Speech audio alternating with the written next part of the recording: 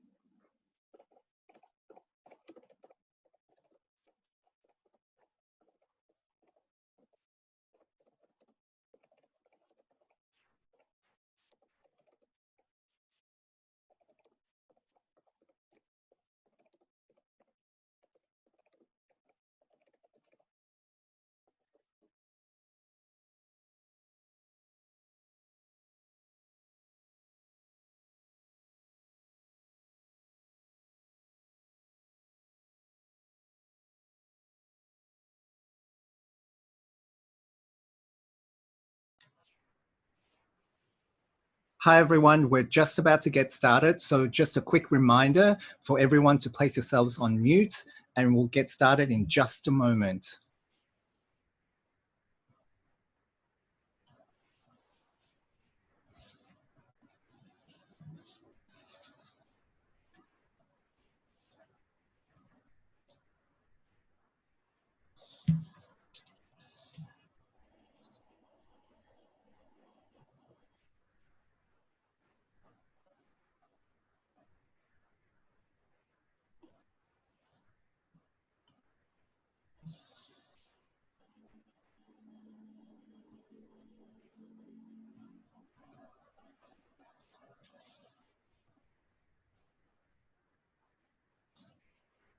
Good afternoon, everyone.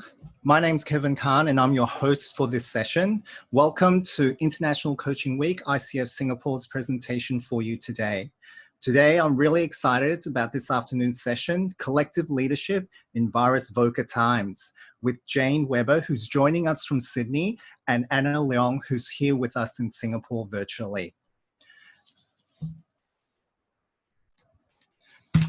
Just a reminder before we get started that we'll put everybody on mute for the session, and we will have questions and answers at the end where you're free to unmute yourself, or if you have questions in the meantime, to put them into the chat box on your Zoom menu bar down the bottom.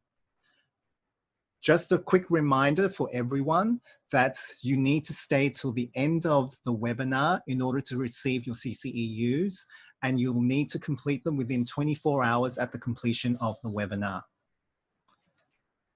Before we get started, we'd just like to thank our platinum sponsor, Imagenetics, who are giving each one of our registered participants a free gift pack valued at 350 Sing dollars, which is wonderful.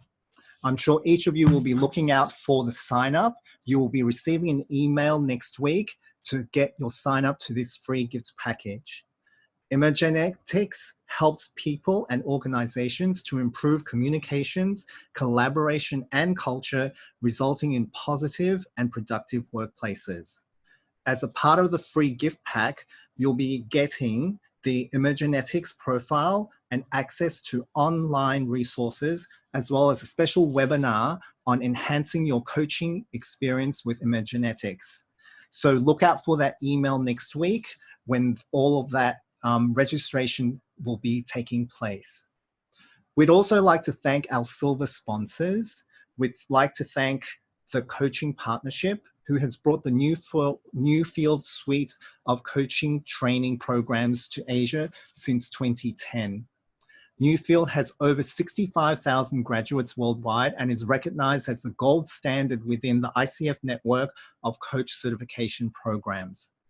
We'd also like to thank Starting Point, the authorized provider of everything DISC certification and solutions, 5 behaviors of a cohesive team and building trust solutions. They specialize in customized workshops and coaching for leadership and organizational improvement and transformation. Last but not least, the coaching app. To ensure career success, you have to own your future. www.thecoachingapp puts the C-suite executive coach in your pocket. All the knowledge, guidance, and tools you need to put yourself at the center of your universe and make your personal development a reality. Now, before we get started, I'd love to introduce your speakers to you today. Jane Weber, who's joining us from Sydney, is the founder of Leadership Coefficient, a collaborative leadership and executive coaching consultancy. Jane has co-developed a body of innovative work in systemic and embodied leadership. She has over 25 years of experience and over 1,600 hours of coaching executives and teams globally. Jane supports leaders and teams to transform their culture through systems leadership, moving out of silos and into co-creation and collaboration. Jane holds a BA honors degree and qualifications in leadership coaching, systems, facilitation, training, and assessment, and NLP. Jane graduated from CTI's International Leadership Program and trained with the Center of Right Relationship in Organizational Relationship and Systems Coaching. Jane's co-presenter today is Anna Leong here in Singapore. Anna is the partner for Leadership Coefficient with a passion to support leadership teams to transform their behaviors through the lens of systems awareness. Anna is a connector, a guide, a curator, and a human resources partner, pioneering the concepts of supporting managers to build the organizational climate and drive employee engagement. Anna is co-leading the Singapore team to explore the soul of Singapore when MIT Presenting Institute convening their first societal transformation lab in 2019. She is participating in the Global Activation of Intention and Action Journey, a response to COVID-19. Anna attained CTI CPCC and ACC and holds an MBA from Warwick University and a BBA from the National University of Singapore. Without further ado, I'd like to hand over to your presenters today, Jane and Anna. Thank you, Kevin, for the introduction. I am very privileged and honored and very humbled to be in this company today with all of you. The whole context for us for this coaching is how do we support leaders in this VVUCA world, in this world where we've always been in the VUCA world, and now with VVUCA, has really disrupted every one of us all over the world. So, and what we do know is that no one leader can have all the answers. As what we saw in this morning's session with Sarah, she has ICF has moved into 6 teams. And at the same time, how do we integrate and ensure that all those 6 teams are moving together towards a common goal and purpose?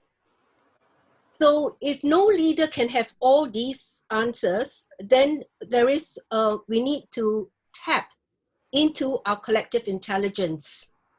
So I'm very happy and excited to have Jane here with me to share with you what she has been doing for the past 10 years when she started Leadership Coefficient. And what we are going to do is share some of our principles and concepts. And Jane, you want to introduce yourself? Thank you, Anna. And it's wonderful to be here with this wonderful conference in Singapore from a rather chilly autumn day in Sydney. I realized I needed to put some warm clothes on today. So we're moving into our winter here. But it's a joy to be with you. And wow, if ever the world needed systems thinking in leadership, it's now. And we're excited to share with you some of the concepts and principles that we've been using to work with leadership teams now for 10 years. And, as I say, it couldn't be more relevant today. So it's pretty exciting.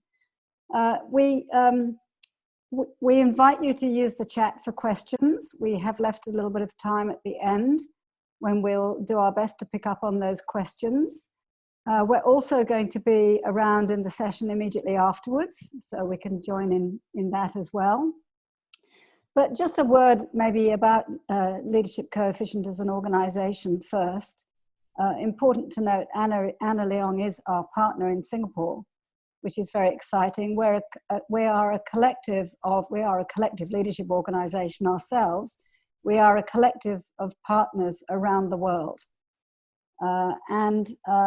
What we are really all about is helping leaders and teams to shift away from silo type thinking and into systems thinking.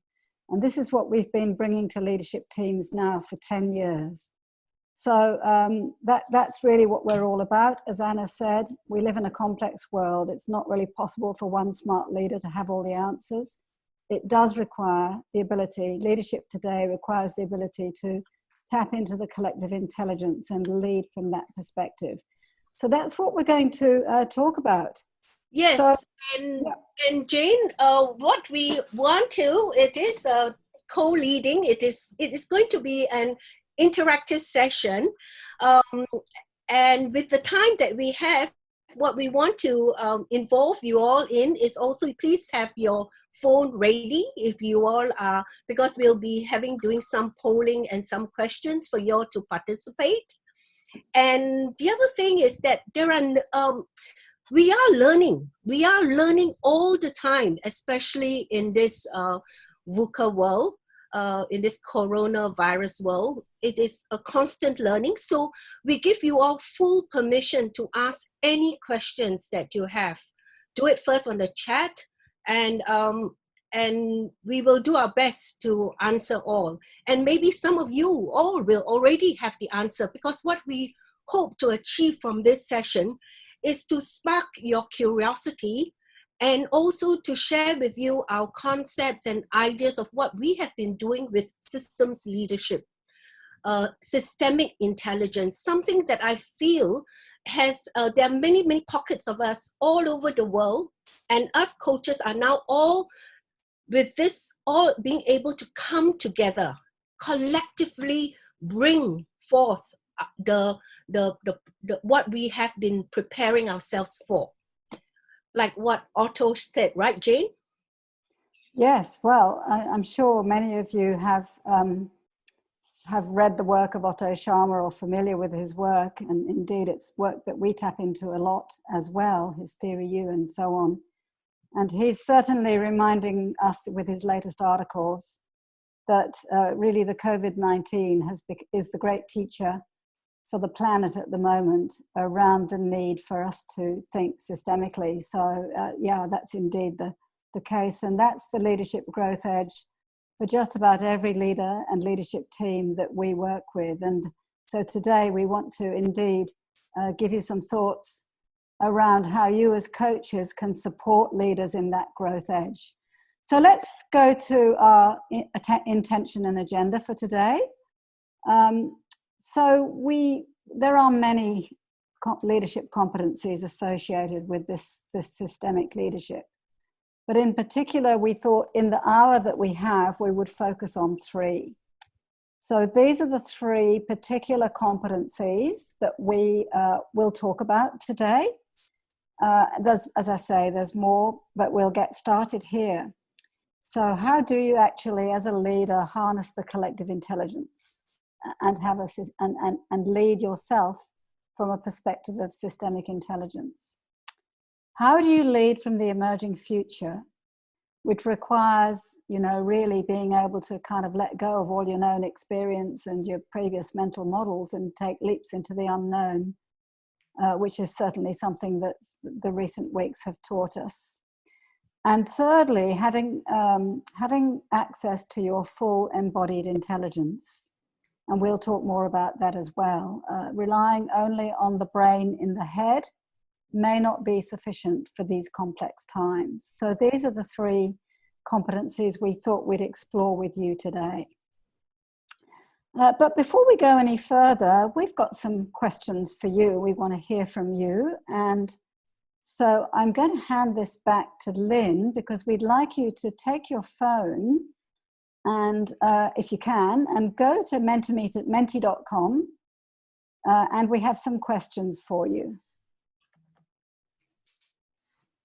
So yeah, just take a moment to get your phone tuned into menti.com, and you can see the code that you need to put in when you go to this site, which will throw up the question: what do you see as the difference between VUCA, we've known about the VUCA world for a long time, and VVUCA? And just start popping your thoughts in. This is a pop explosion. Yes, V is virus. True. It's amazing how a little, not even a living thing, a virus has changed our world.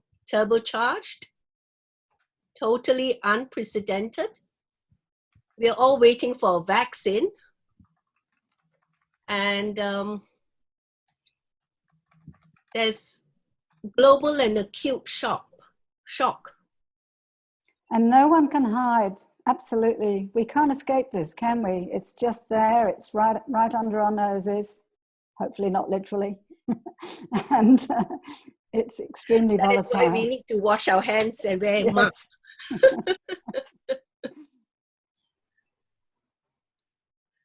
Unpredictable. And I can see that someone has said electronic social interaction. Thank God for the connectivity that we are now able to have. And a wake-up call, absolutely. It's exactly what Oshama has talked about as well. We're really being invited to examine everything as we Innovative respond. opportunities too. With every crisis, yes, with every crisis, there's opportunity. We can see that. Victory, victory for us. And V for virus. Well, that's super. And I love that. I love all those thoughts. Really exciting. Let's go to our second question, Lynn, if you could be kind enough, which is what leadership qualities are called for in our new VVUCA world? What are your quick thoughts on that?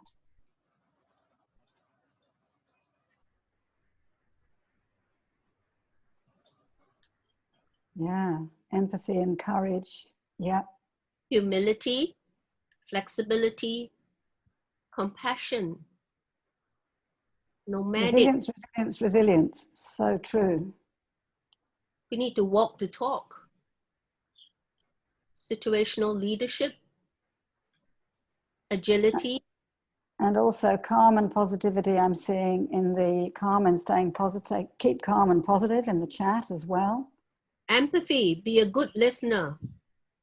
From empathy comes compassion.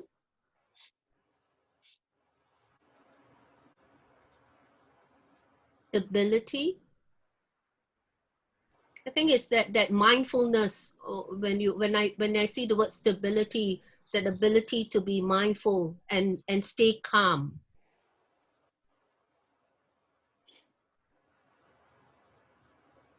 Wonderful. I love all that. That's great to see that flowing in. And thank you so much for joining in that.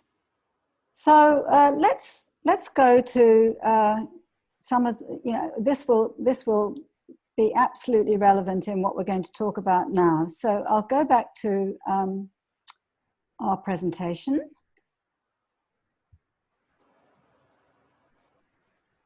And it seems to take me a second to get the slides to move after this. So let me just do that. There we go. Yeah, welcome to this world that we've been talking about. So what we have distilled out of this is, well, Anna said it at the beginning, one smart leader no longer has all the answers in this incredibly complicated world. And so shared leadership is what's needed to solve these very complex problems. It is also no one person, and yet one person needs to be very aware of themselves. You need to be very present and self-aware, and at the same time maintain the bigger picture to know what is the impact of everything that you are doing. So, and what I'm learning also, and what we are seeing also, is that the leaders will need to shift because this is unprecedented. There are no models that have happened before in this way. The last time we had the biggest pandemic was, I think, from the 1918 Spanish flu, and that affected a lot of people. So the mental models that we are used to, we are in a way forced to get out of our comfort zones. How can we be comfortable and embrace the uncertainty? And also then from there co-lead, because the evidence is always there.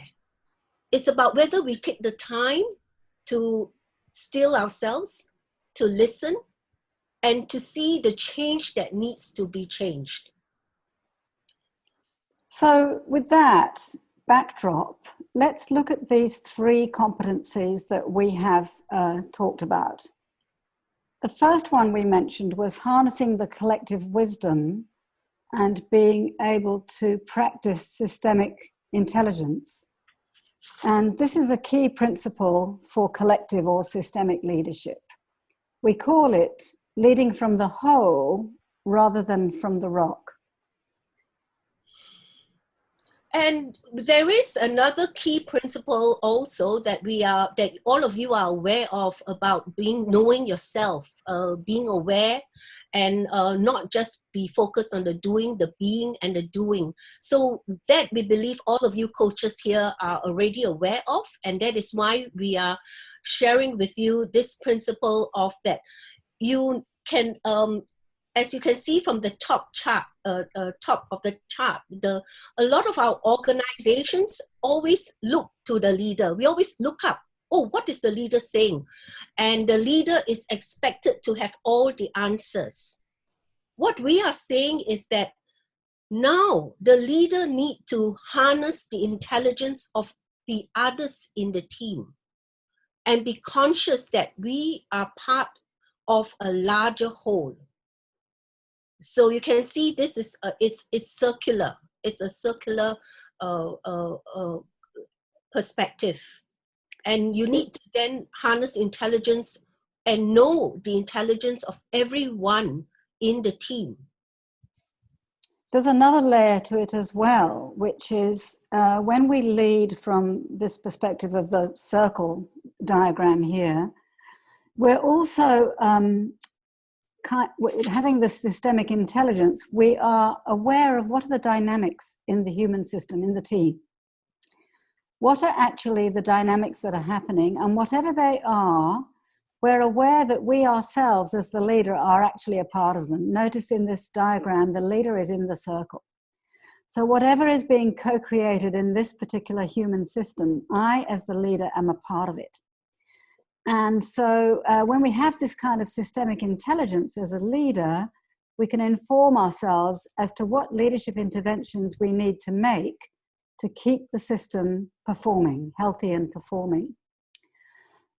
One of the things that's interesting with these diagrams, if you look at the top one, the hero on the rock, everybody's eyes are focused on the leader, and people are not so much looking at each other. Everybody's looking at the leader. The leader can't easily see everybody. In the circle, everybody is connected to everybody. Everybody can see everybody. Everybody can tap into everybody else's insights and ideas and wisdom. So it's a much more empowering structure in terms of collective leadership. Now, we're not suggesting for a moment that you throw away your organization charts. This diagram is simply depicting a shift in consciousness around systemic thinking. And when we have that shift in consciousness, it changes our leadership perspective. Yes, and it's not just about the organizational chart is still there, and the leader still needs to make the decision. Let's say if you're the CEO, or you're the finance officer, or you're the marketing officer, you still are responsible for your decision. So it is not we're not talking about consensus decision making. It is about being aware and going to the right people with the right skills to make that decision. And there's something else about it as well, which is as the leader, because we are drawing on the intelligence of others, there's a sort of a lead and follow, follow and lead energy that comes into this as well. So I mean, I might be the right person to be out in front making the decisions. And then in another time, I might not be. I might really be needing, for example, in COVID-19 world, to have my public health minister out there, or be drawing on the advice of the epidemiologist. So there's a sort of a lead and follow, follow and lead energy around this model, where we always have the person with the right expertise out in front at the right moment. So this is kind of a model where, as a leader, we have to get off our ego, because it might not always be me that's out in front. It might need to be someone else just in that moment in time. So we've seen this play out, actually. If you think about the countries that have been most successful in the combat against the COVID-19 virus, if you think about it, We've seen a lot of systemic thinking. We've seen government leaders indeed drawing on the expertise of the various institutions around them, the medical experts and so on. And those countries have been the most successful with this virus. We've seen other countries where it's been much more of a hero on the rock style of model. And some of those countries have been less successful with this virus. So I think we're seeing this play out now. And indeed, Otto Scharmer has pointed out that in this COVID-19 world, we have, you know, if we weren't aware of it before, we certainly now are aware of the global interconnectedness of everything. You know, something that happens in one part of the world is of relevance and interest and importance in other parts of the world. There's no more thinking, oh, well, that's not my neck of the woods, I don't need to worry about it. So it's really forced that awareness on everybody, you know, in a horribly tragic and painful way. But this is systemic thinking. You know, this is the essence of systemic thinking.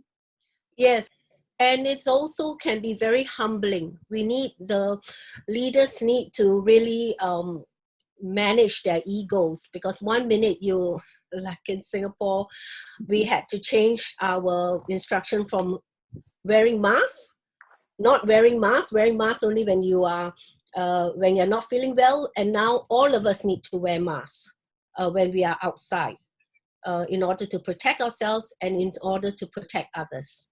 So the leaders need, and the leaders and the citizenship needs to be open and really lead and follow, and so that really that is really evident. I'm sure you all will have.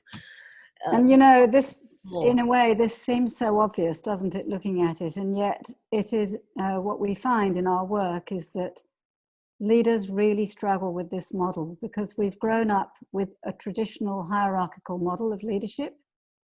And we tend to think, you know, if we're at the top of the tree, we should know, we should be the one pointing direction, and we should know. And this is a very, very different perspective on leadership. So while in a way it seems quite obvious, in other ways, I can tell you that leaders, senior leaders, really need the help of coaches to get their heads around this different way of leading. And I love what Anna said about the masks or the not masks, because we had that discussion in Australia too. It really segues into the next competency that we talked about, which we want to elaborate on with another of our principles, because the next competency that we talked about was how to lead from the emerging future rather than only from the past. And so this is a very key principle from our body of work as well. What you see in this diagram is, if you like, the straight up and down vertical grey line is, if you like, the 2023 plan. The grey X is the plan, the business plan. And all organizations have the plan. And we start down the bottom at that maroon colored X. And what actually happens in real life, and boy, have we just seen it happen, is the world actually unfolds in a different way. Shown by the green squiggly line. The world unfolds differently to what we planned, and it goes all over the place. And sometimes, you know, like halfway up this line, you can think, oh yeah, we're beautifully on track. But then it goes off in another direction. And by 2023, we actually need to arrive at the maroon X at the top of the picture. If we arrive at the grey X, we haven't arrived at where the world has gone to in 3 years' time. And if we go to the top of the grey line and arrive at the grey X, we will have a very painful adjustment. We call it a system adjustment in our language, in leadership coefficient, because we're going to have to get to that maroon X, because that's where the world is in 2023. So the world unfolds on this green squiggly line, and no amount of planning is going to avoid that. We need to arrive at the maroon X. And how do we do that? Well, the secret is to stay absolutely in tune, fine-tuned with the way the world is unfolding. This is broad systems awareness. It's looking at the signals of change. It's sensing what's happening. It's connecting dots and making meaning and saying, oh, I think we need to go in this direction. We need to fine-tune the plan because the world is changing around us. So this leading from the emerging future rather than the past is a concept we've been working with leadership teams now for 10 years. They absolutely love it. History is full of the stories of organizations that failed to lead from the emerging future. I'm sure you can think of them. Maybe you want to pop some comments in the chat there. You know, what organizations can you think of that didn't read the emerging future? Because the future is unfolding moment by moment, even as we sit here. And, you know, you see organizations failing and going out of business all the time. Yes, I see Kodak, Nokia. That's coming from the chat. Yes. So we're in the middle of one of these painful system adjustments right this moment, globally. In fact, that's what's actually happening to us right now. And it's how do we, you know, we're on this green squiggly line, and how do we orientate ourselves? And how do we get back onto the plan? So this, as I say, this principle, this is not saying throw away your strategic plans any more than the last one was saying throw away your organization charts. It's saying have your plan and be watching and waiting and ready to fine tune it as you go, so that you arrive in the right spot in 3 years' time. So it really occurred to me when I was reading an Australian infectious diseases specialist, an article by him only the other day, a few days old, when he said this, he made this statement: there's no manual for how to manage this kind of pandemic. In fact, what we're doing now is the manual for the next pandemic. And I thought, wow, that really epitomizes this principle of leading from the emerging future. We're on this green squiggly line and we are leading in the unknown.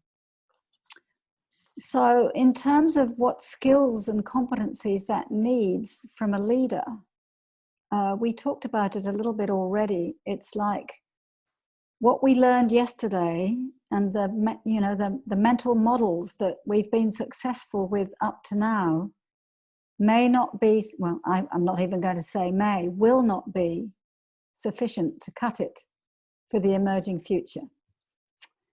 And, you know, it's a whole new ball game right now with COVID-19, and this is not the first time that's happened. Yes, and it is also, I think, want to underline, it is not about not having planning. In fact, with this VVUCA, you need to be even more disciplined, like making sure that you do all the scenario plannings, going through it, and not only checking on what you know.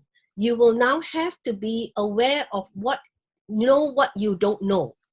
So that is really, really key in this VVUCA world and in this principle, and the need to be having the whole team together, sensing together what is emerging. So the dialogue between the leaders need to be there. So let's store that away. We're going to come back to these in an exercise shortly. Let's look at the third leadership competency that we said we would talk about today, the third of the three. And that was about embodied leadership and knowing how to access our full embodied intelligence. So we were very privileged back in 2013 to be interviewed by the Center for Creative Leadership for a white paper they were writing about the future of leadership. And this was what Nick Petrie, the person that wrote the paper, had to say. He interviewed, I think, something like 16 leadership organizations. And he was really struck by the fact that the future wave of leadership development is going to actually be by not just working with our head, but actually working through the intelligence of the whole body. So we'd love to just elaborate a little bit on that, because we've done a body of work in that area, and it can really empower your coaching if you're able to help leaders to lead from their whole body intelligence rather than only from the head. So we believe that as lots of neuroscience have come up to say that we don't only have a brain in our head, we also have a brain in our heart, which is why we can use the words like, I feel heartbroken, because there is truly a brain there too. And then a brain in the gut of, you just have a sense when a queasy feeling in your stomach. So it is about, there are neurons going right through our brains, right through our body, and that is the vagus brain, that 80% of the messages are coming from the body to the brain. And our body even knows, has this sense even quicker than our brain. So it is the body that senses what is happening.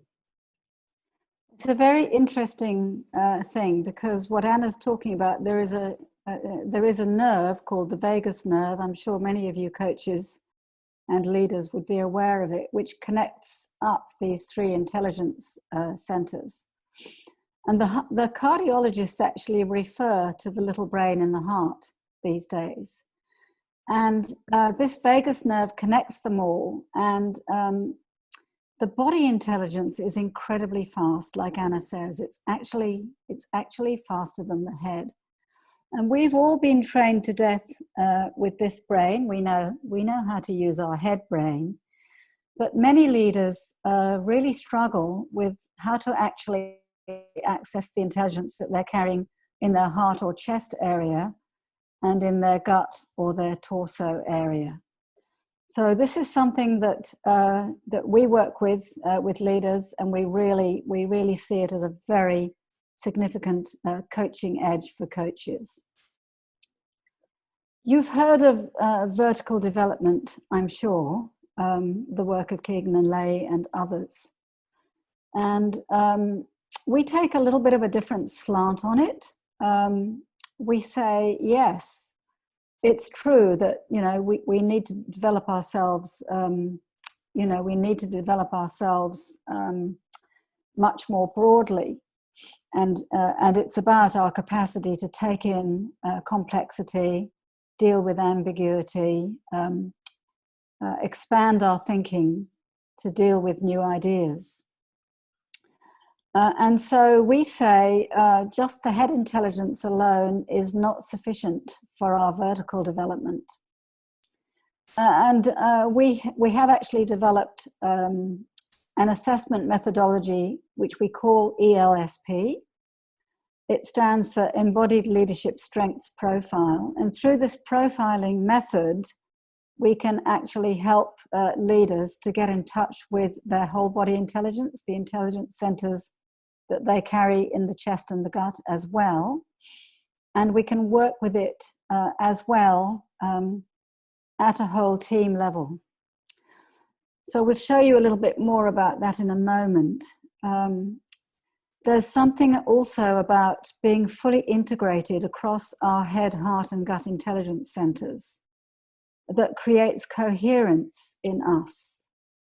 It creates greater presence and greater awareness, and enables us to have that executive presence and insight that we say is needed in this complex world. So it's a holistic model, of course. And what we say is that we can help create coherence, not just at an individual level within ourselves, but also at a team level and also at a whole organization level, when we can help people with their embodied intelligence. And there may be a number of coaches on this call today who are already, doing embodied coaching. I'd be interested to see whether some of you are or are, on the pathway to working in this way with leaders. Yes, I can see that is in the comments in the chat, or from like how many leaders follow their guts and heart when they make a decision. Yes. And what can we do as coaches to help leaders feel they can trust their guts or brains? And yes, you're right. Some of you already have done embodied coaching. So that was to the point, as what you all said in the chat, was that there needs to be training to trust the gut, to trust your intuition. And that is what we do, and how coaches can help as coaches, we can help our clients access their full body intelligence.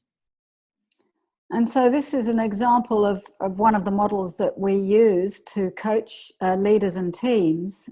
So having used the assessment methodology and woken leaders up to that, profiling them with their intelligence centers, we can actually map a team in this way. And this is what actually generates the systemic intelligence that we talked about as the first leadership competency. And in fact, the second one too, even leading from the emerging future, is broad systems intelligence, global systems intelligence. So with this kind of modeling, you can actually reveal the human system to itself. Some of you may have done ORSC training and know that expression, as we have done. And so create a picture of all the strengths and talents so people learn about themselves individually. That self-awareness is extremely powerful. And they learn about what's happening, what the team's strengths and characteristics are, where there might be gaps, where they might be overweight in one particular dimension, and to get a sense of what are some of the dynamics at play in this team. If you're coaching a leader, one of the things that they will often raise, and you don't need us to tell you that, is how do I get this team performing better? There's some dynamics going on that are counterproductive, or I really want to dial up some positive dynamics I'm seeing and have the team be more powerful and performing. So working with the whole body intelligence at an individual and team system level is extremely powerful in helping to create high-performing teams. So just a word on this. I mean, we've talked about this a little bit already. We think this is the way of a big way for the future, by the way. You can find information on our website if you're curious to know more about it. We're obviously not going to go into much more depth on this short session, but there is quite a lot of information on our website, or you can talk to Anna or myself or any of the leadership coefficient practitioners around the world, whatever region you may be in, to learn more about how to work with leaders' full body intelligence. So what does this really mean then in terms of leadership qualities, and for us as coaches wanting to bring these qualities forward in leaders, to create awareness and to create capability for the people that we're coaching? So we'd like to talk you through this slide. It has a fair bit of detail on it. But what we're really saying is leadership is actually shifting from the individual to the collective. And that's been going on now for about 9 years. In fact, there's a reference on this slide to the Center for Creative Leadership paper called Future Trends in Leadership that came out in 2011, I think. And that white paper postulated some of these ideas, and we've added many of our own ideas as well. So what does it mean to shift leadership from the individual to the collective? Well, we've already talked about the hero on the rock versus the leadership that is spread across the collective. Anna, sorry, did you want to? Yeah, Yeah. and that is how do you, the emerging collective is about how do you create this system awareness throughout the whole organization, so that they know that they are one part and that everything they do has an impact. So that's what we mean by systemic um, systems, being part of a system.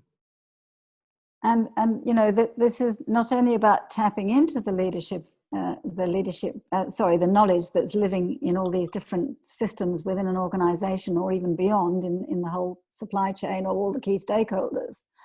It's also, you know, about being aware of ripple effect, being aware of impact. If I make a decision in my part of the business, which I need for my business unit, it's no longer any good to say, well, you know, they may not like it over there in their business unit, but they can suck it up, as we say in Australia. They can put up with that because I need it for my business outcomes.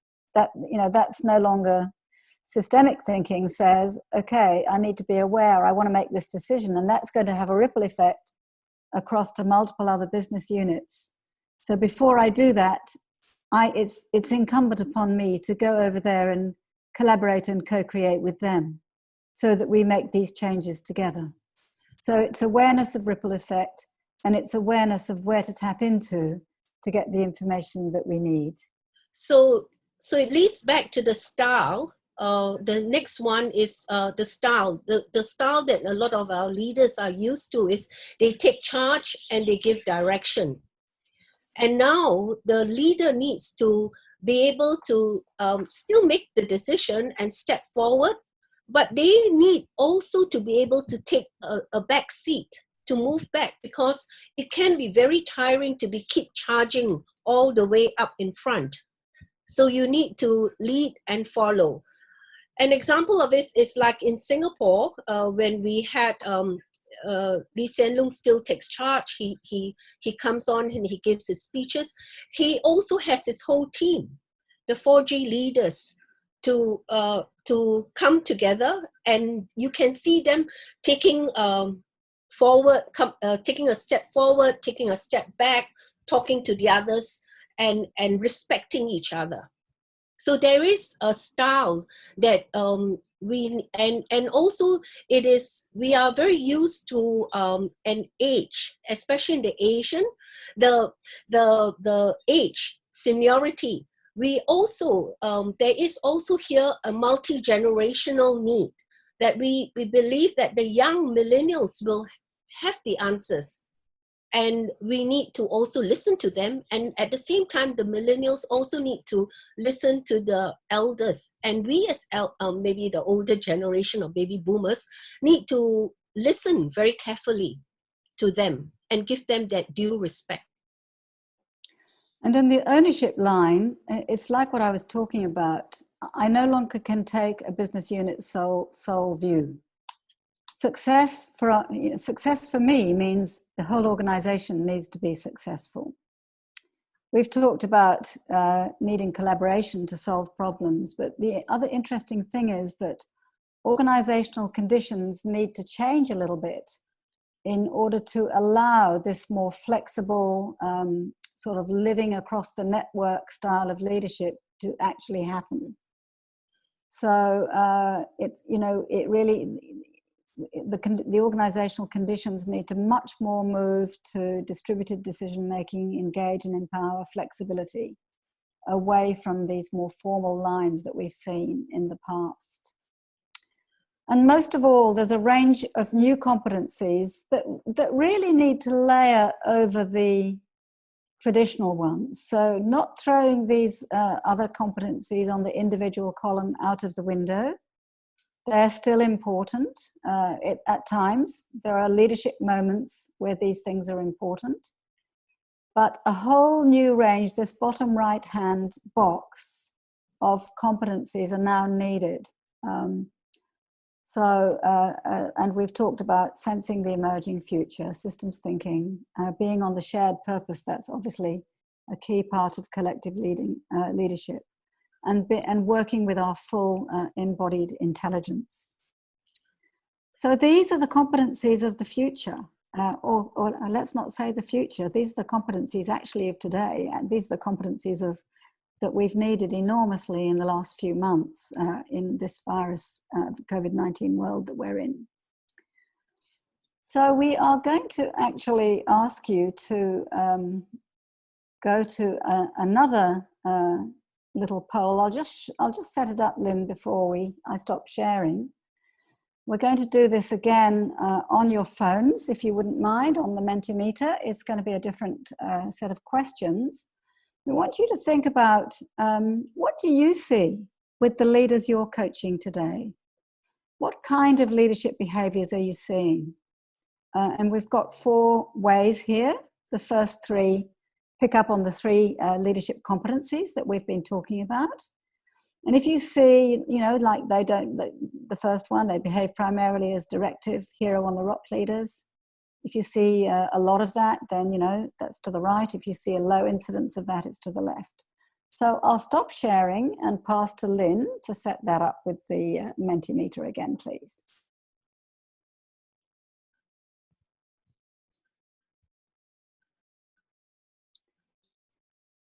Okay, so on mentimeter.com, use the code and find the quote. We're seeing lots of answers coming in. What are you seeing?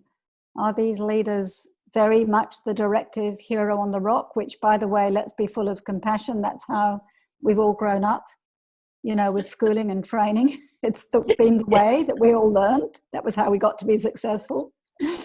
Are they systems thinkers? Are they really starting to tap into the collective intelligence? How good are they at leading from the emerging future? What are they noticing? Responding to the subtle signals of change and changing part, being in fine-tuning the plan to be in harmony with what's unfolding. Or when we talk to them about systems leadership, they think they should go and talk to the CIO. I think there are still quite a lot of responses coming in. I can see with 52. And we have close to 140 people on the call today. So 1/3 of the people have responded so far.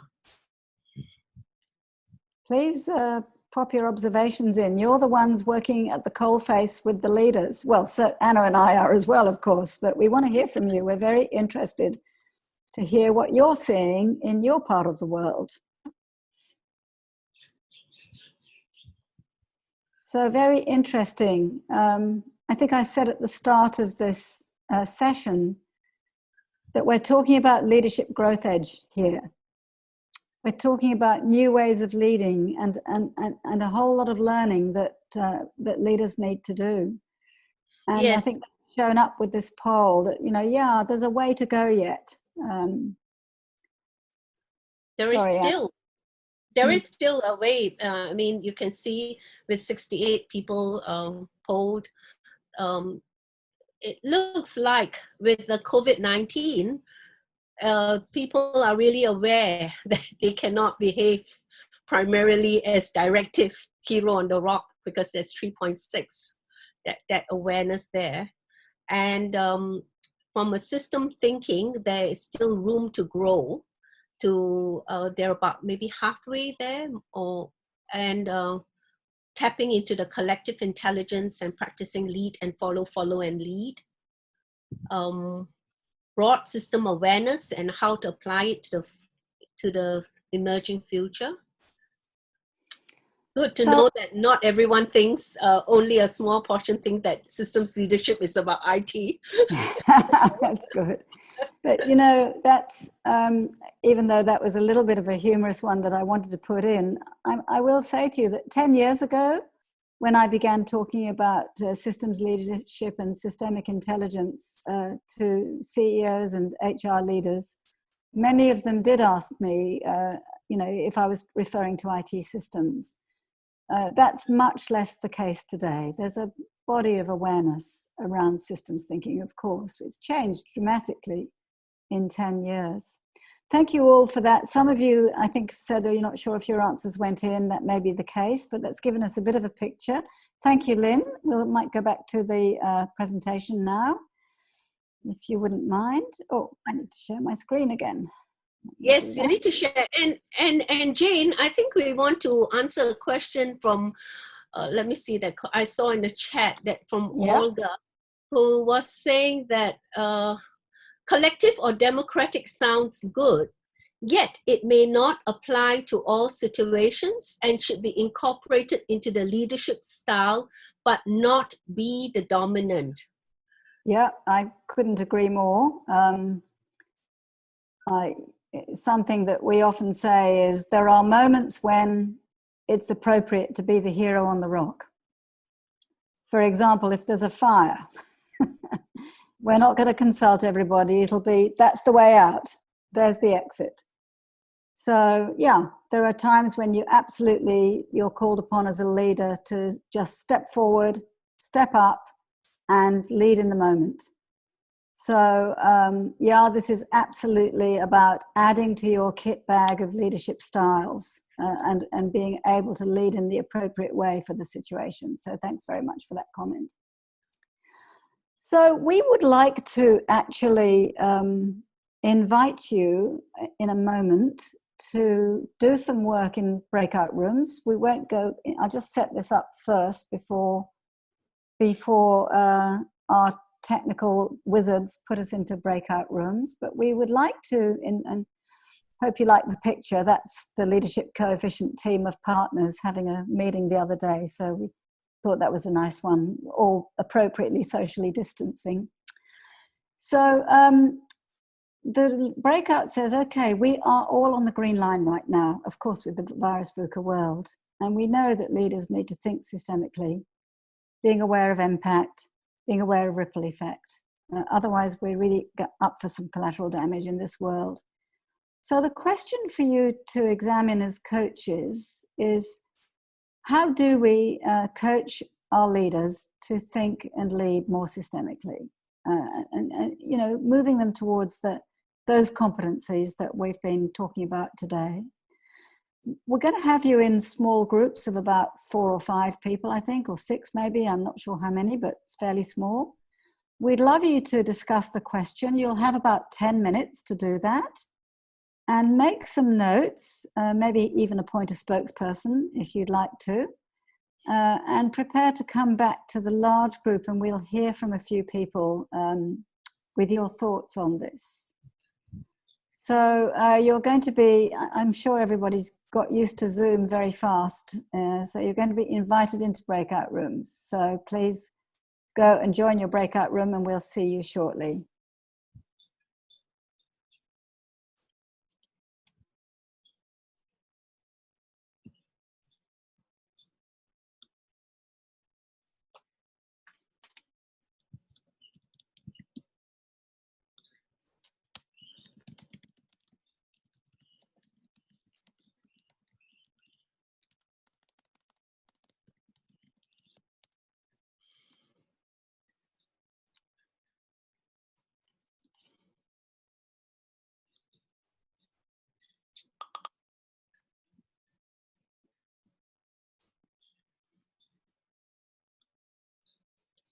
So I'm curious, do we have everybody in a breakout room now?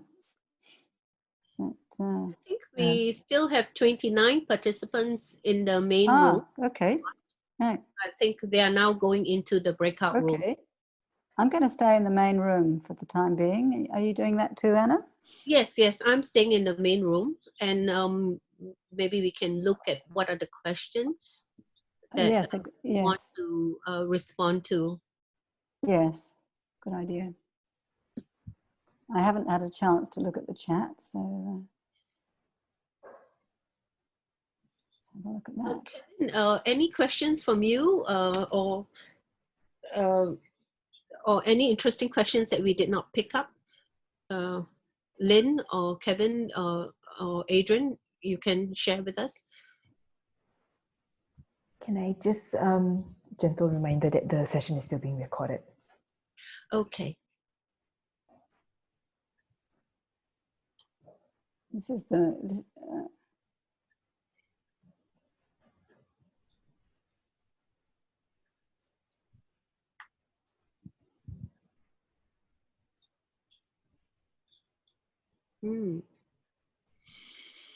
Yeah, very good questions in the chat.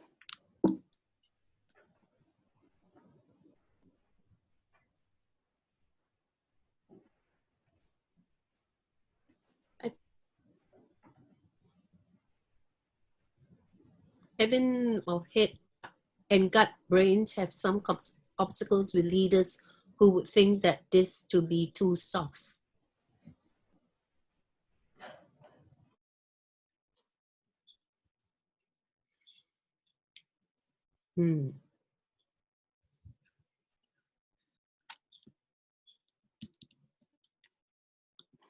I like the metaphor of the whitewater kayaker.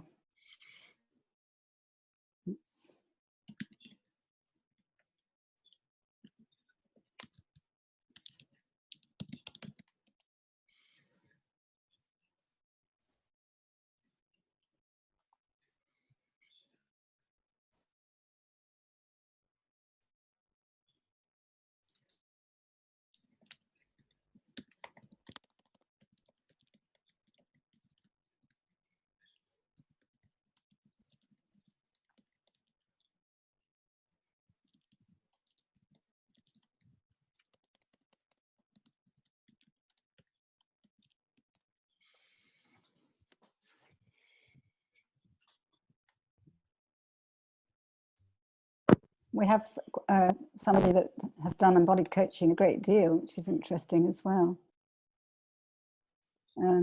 Kevin Cotton has said he comes from dance and physical exercise, and the gut and the heart are so important in this.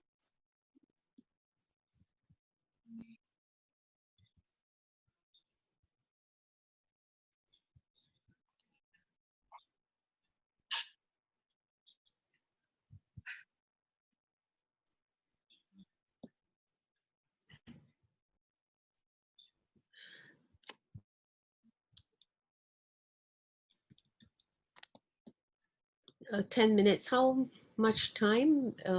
Who's keeping the time on this? It's another 5, I think.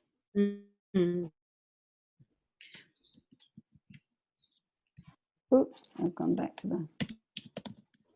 Just broadcast a message to all the rooms to let them know they have 5 more minutes. Is that all right? Yep. Okay.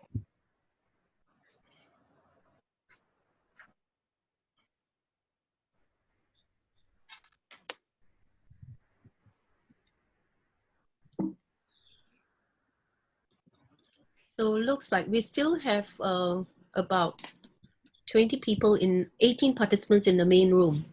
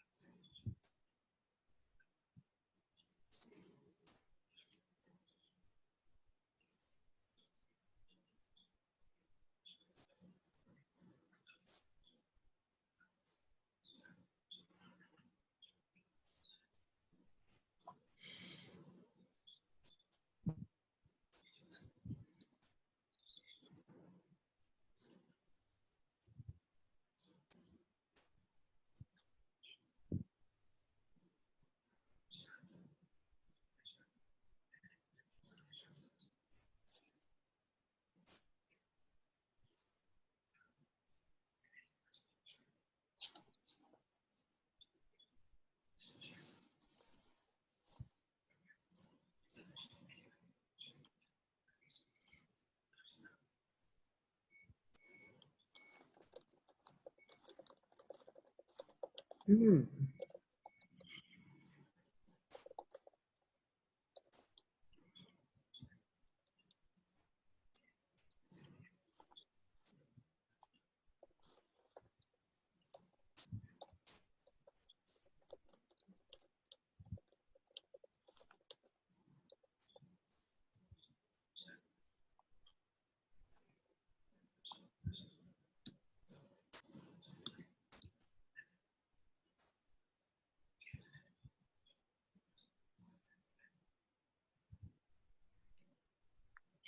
I think we have 1 minute left. Yep. And then you'll bring them back to the room, right? Mm. Yes. Good. Thank you.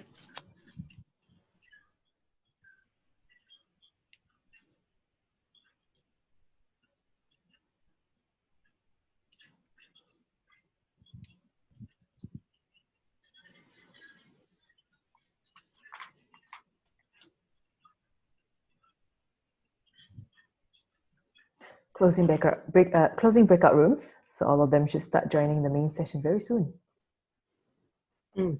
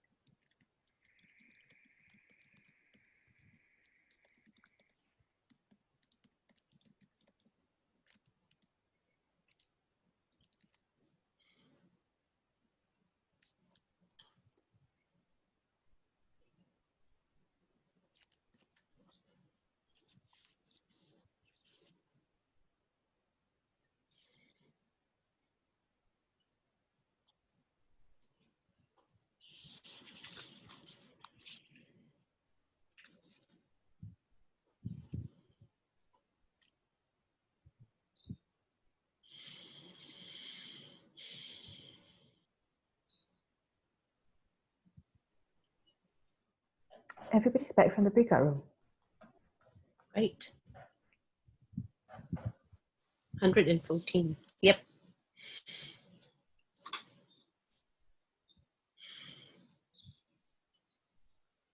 So we'd love to hear from some of the groups what thoughts you had on this question.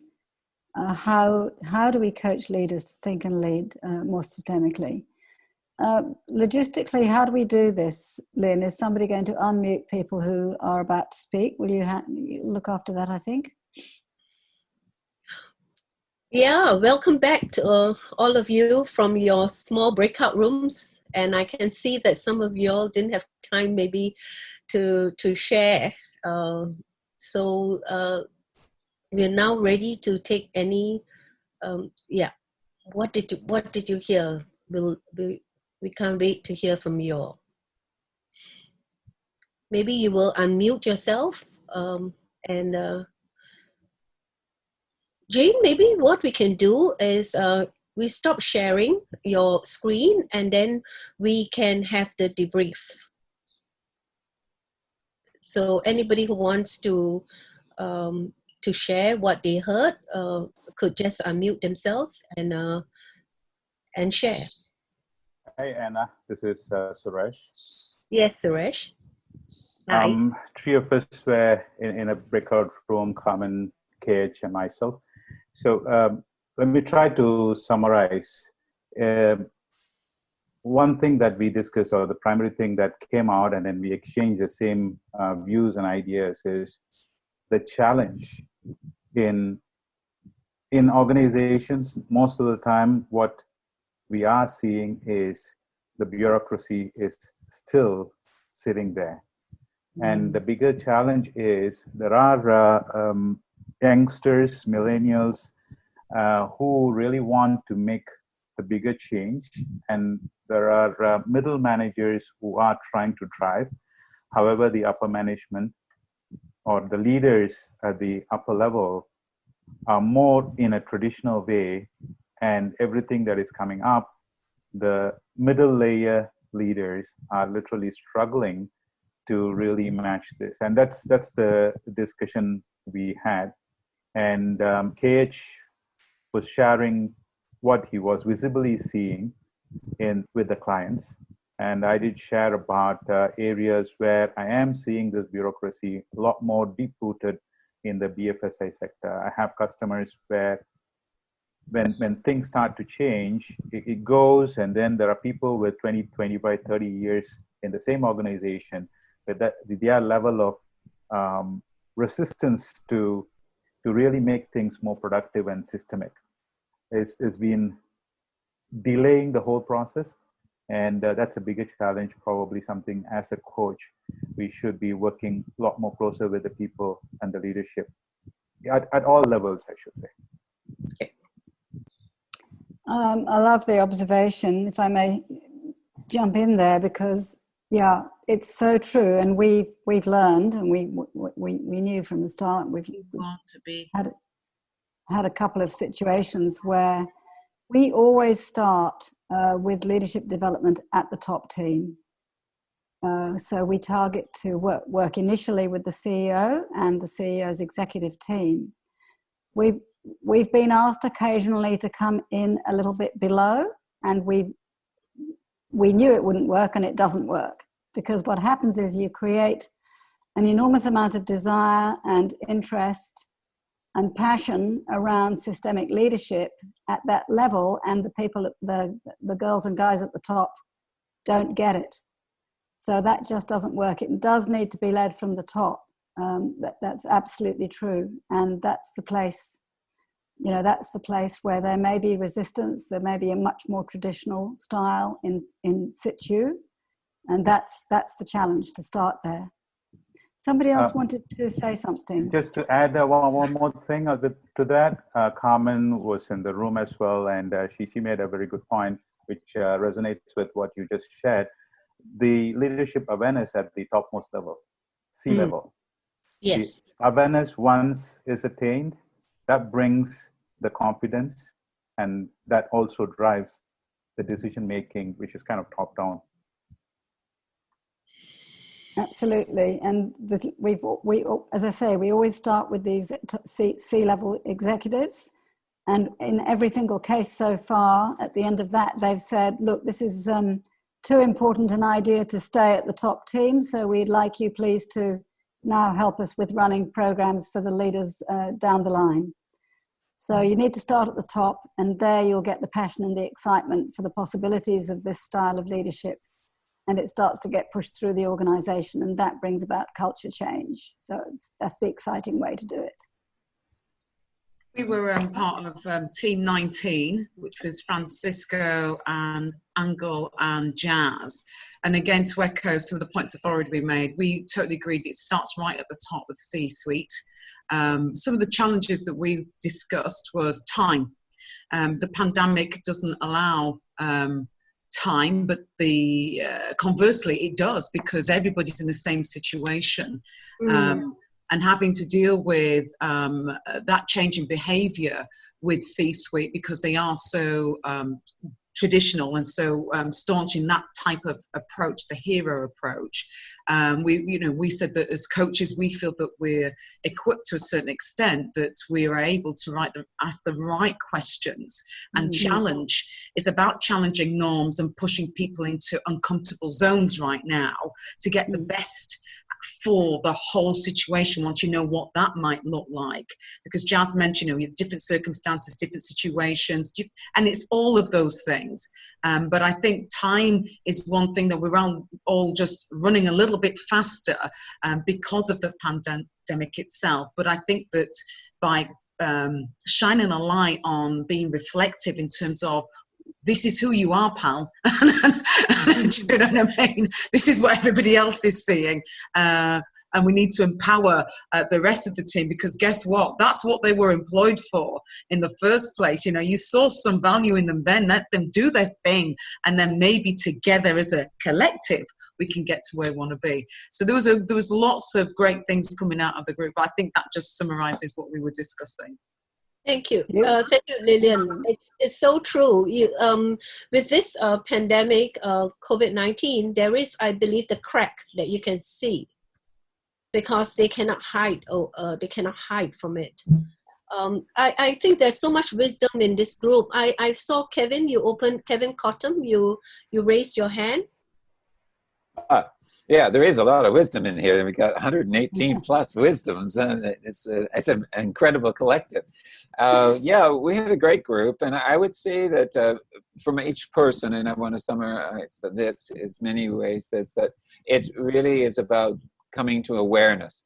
And so helping people, the leaders, to become aware, not only aware of embodiment, which helps them to become much more aware as a complete interconnected being, but also as the host is a leader, or the host is leader. And the same thing is that you need to host your guests, so to speak, and it's service leadership.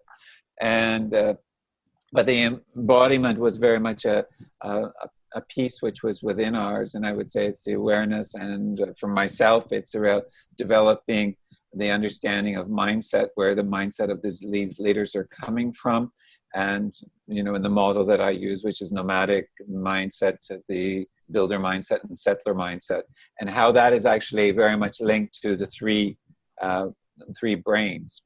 So I think that's also interesting.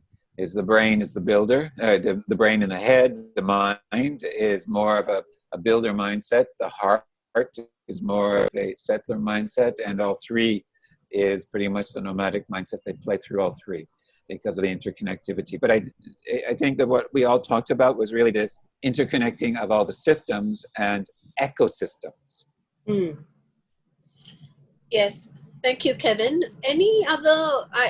Anyone? We've got two people with raised hands. Who are they now? Would Han Sam Lai like to just say something? Yeah. I mean, I had my hand. Oh, sorry, raised. I mean. Yeah. Yes, yeah. go So ahead. it's quickly for our group. I think some of the idea on top of what has been said. I think it's a whole process that need to be go through. And start with the leader, go to the team, come back to the leader. It's a journey of development to really shift in the mindset, to make this shift of mindset.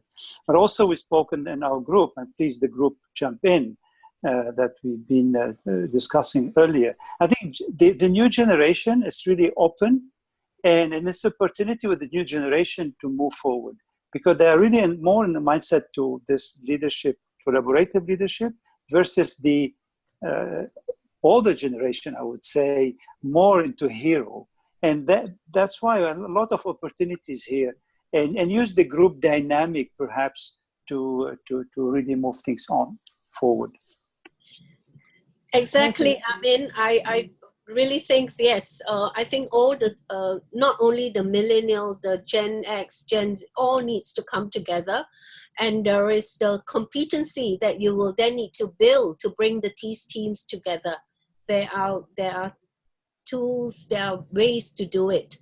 I'd like to hear from Han Sam Lai. Maybe make Han Sam the last question, because Han Sam's been waiting patiently. That's okay. Yeah. Team was made of Jean, Hui Eng, Mark, and Seri, and we started with talking about how do we coach the leaders, which is to help them to we want to invite agility and flexibility in the way they think, and be more open to the possibility of the system's intelligence. And then we talk about how we need to help them to see the balance. In some situation, the leader does have to be the hero, and that you don't have to abandon that whole thing and go all the way to the end and ask for consensus. But then that leads to Jean, who said something about the culture of the organization being able to support this, right? Being able to support this. This means that there must be psychological safety in order to make sure that people can speak up and say their and be not afraid of making that mistake of, oh, I made a suggestion and then I get shut down. So I think that discussion was quite robust, and we really love and what you shared with us, and how we think about coaches. I think we shifted a little bit, I feel, for the team. So thank you. Thank you so much. That's wonderful. I wish we could hear more from all of you. As somebody said, there's a lot of collective intelligence in this Zoom room. We want to make sure that you have a moment to, I'm just going to share my screen again, that you have a moment to do exactly what Hansan was saying. There's so much going on in the head right now. So 2 minutes just to think for yourself, what's one important thing that for me today that I've just gained from this session, and what do I want for my coaching from that? So maybe take a minute to just reflect and journal if you would, and you can take that forward into the follow-on session, which I think is a networking one after this, and have maybe a conversation with another colleague. So just a moment to reflect, please.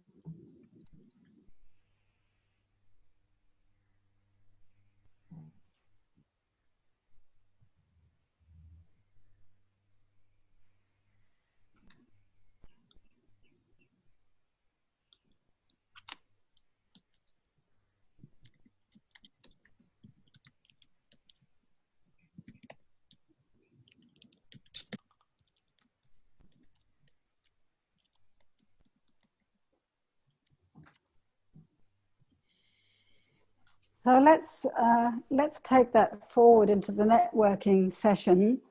We're aware some of you may be interested in learning more about systemic leadership or systems leadership. And so we did want to let you know that we have a virtual learning program starting in June on this. You can find information about it at leadershipcoefficient.com/ICW 2020. Or you can point your camera right now at this QR code and it will take your phone to a landing page where you can register your interest. And if you want to do that and you later want to enroll, we're offering a 15% discount for enrolling in that program, if that's of interest to you. We're very aware that wherever we go with our talks, there's a hunger to learn more. So we wanted to make that offer to you. But sadly, we're at the end of our time. Yeah, take a picture of this QR code to get to that landing page.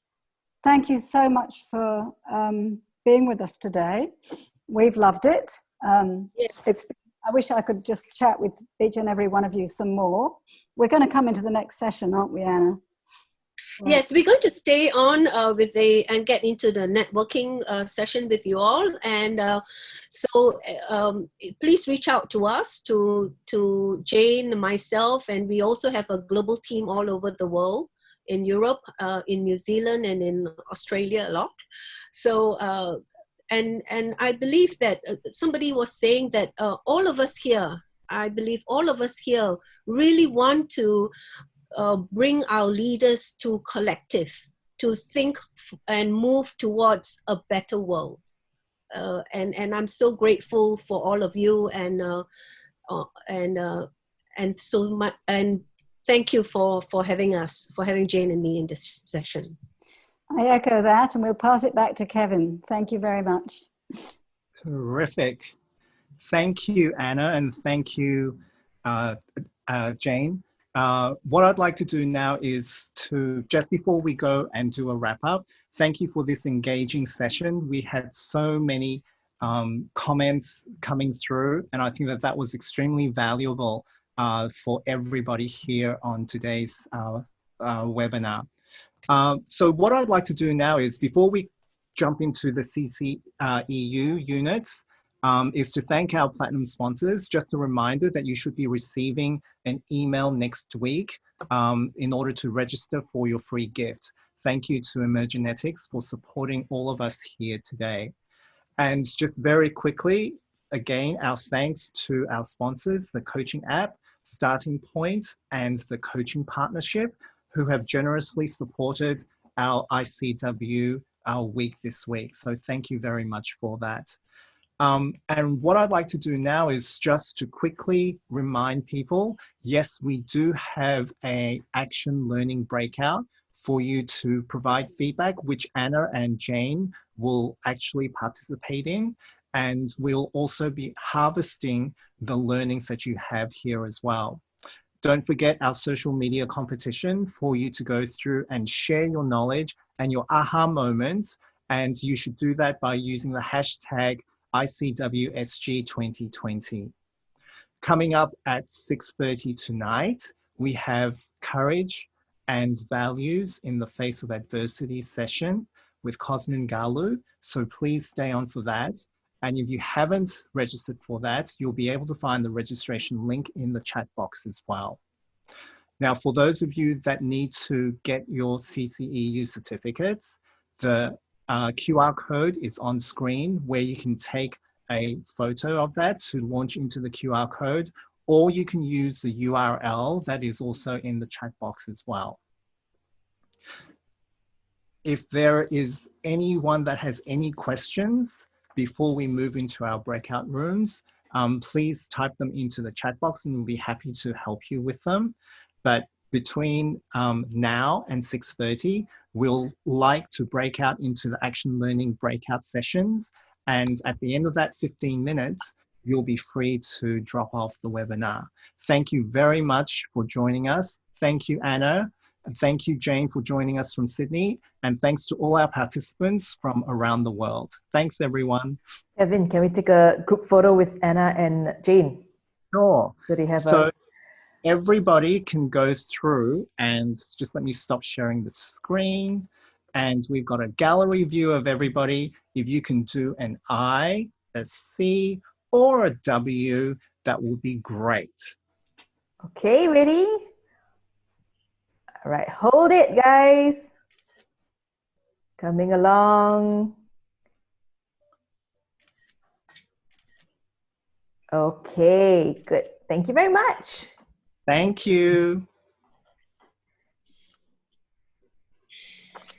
Okay, breakout rooms are coming along.